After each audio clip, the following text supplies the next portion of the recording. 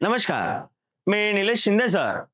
दीप स्तंभ career academy अंतर्गत मी तुम्हाला या ठिकाणी डाईज या विषयावर आपल्याला पोलीस भरतीसाठी कशा पद्धतीचा 1 मार्क मिळतो, कशा पद्धतीला आपल्याला पोलीस भरतीला 1 मार्क हा मिळाला पाहिजे किंवा कुठल्याही जिल्ह्यात महाराष्ट्रात आपण कुठल्याही स्पर्धा परीक्षेत जर उभं राहिलो किंवा आपण स्पर्धा परीक्षेला जर आपण गेलो तर त्या ठिकाणी आपल्याला 1 मार्क कसा मिळतो आणि कसा मिळवायला पाहिजे हे आपल्याला बघायचंय. आणि हे एका मिनिटात तुम्ही बघा कसं शिकताय. एकाच मिनिटात आपण 1 मार्क कसा मिळवायचा ते बघा.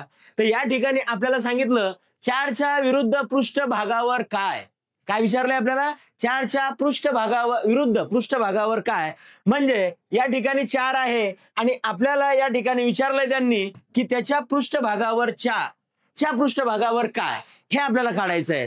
तर आपल्याला असा परीक्षेला प्रश्न दिसला की आपण गोंधळून जातो. आता नेमकं या ठिकाणी काय करायचंय, तर नेमकं या ठिकाणी काय करायचंय, कारण याला आपल्याला काही डाईसचा आपण काही उलटा करू शकत नाही त्या ठिकाणी आपण.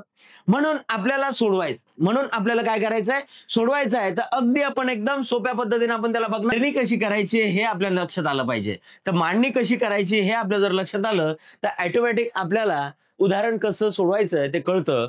तर बघा, पहिला डाईज आहे हा सेकंड डाईज आहे. तर या ठिकाणी बघायचंय कॉमन अक्षर कोणता आहे. तर कॉमन अक्षर प्रत्येक उदाहरणामध्ये राहणार आहे. प्रत्येक उदाहरणामध्ये कॉमन अक्षर राहणार आहे. या ठिकाणी कॉमन अक्षर आपल्याला 6 दिसतोय. म्हणून सर्वात आधी सुरुवात 6 पासून करायची.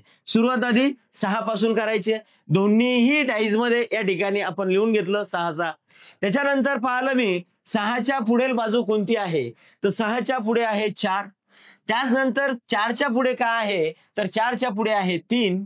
हे आपल्याला प्रथम डाईज मध्ये निघालं. त्याच्यानंतर सेकंड मध्ये आपल्याला बघायचंय की 6च्या पुढे काय आहे, तर 6च्या पुढे 2 आहे आणि 5च्या समोर काय आहे, तर 5 आहे. आता मात्र या ठिकाणी आपल्याला कळलं की समोरासमोरील बाजू या ठिकाणी आपल्या ऑटोमॅटिक निघल्या. त्या म्हणजे कोणत्या, तर आपल्याला विचारलंय त्यांनी 4चा पृष्ठभाग काय, तर 4च्या विरुद्ध पृष्ठभागी काय असणार आहे, तर ही तुमची संख्या निघली 4ची 2. हा आपला तर आन्सर निघाला. हा आन्सर या ठिकाणी निघालाय. परंतु पुढे जाऊन जर आपल्याला वेगळी संख्या जर विचारली असती तर वेगळी संख्या पण आपल्याला या ठिकाणी सांगता येते. बघा, 3चा विरुद्ध बाजू काय, तर 3ची विरुद्ध बाजू काय असणार आहे, तर 5 असणार आहे. आणि आता मात्र या ठिकाणी जो आपल्याला अंक दिसतोय 6, 1 हा अब्सेंट आहे या ठिकाणी. आणि 1 अब्सेंट जो असतो तो या ठिकाणी कॉमन जो अंक आहे त्याच्या बाजूला जो अब्सेंट वाला अंक असतो म्हणजे 6चा विरुद्ध बाजू काय, तर 1. आणि या ठिकाणी आपला 1 मार्क या ठिकाणी अशा पद्धतीने मिळेल नक्कीच. त्या पद्धतीने आपला हा आन्सर एका मिनिटात कसा निघतो हे आपण काढलं. आणि याच्या व्यतिरिक्त तुम्हाला जर काही क्ल्यू असेल, काही अडचण असेल, काही प्रॉब्लेम असेल तर तुम्ही कमेंटमध्ये विचारू शकता आणि नक्कीच आमच्यासोबत कॉन्टॅक्ट करू शकता.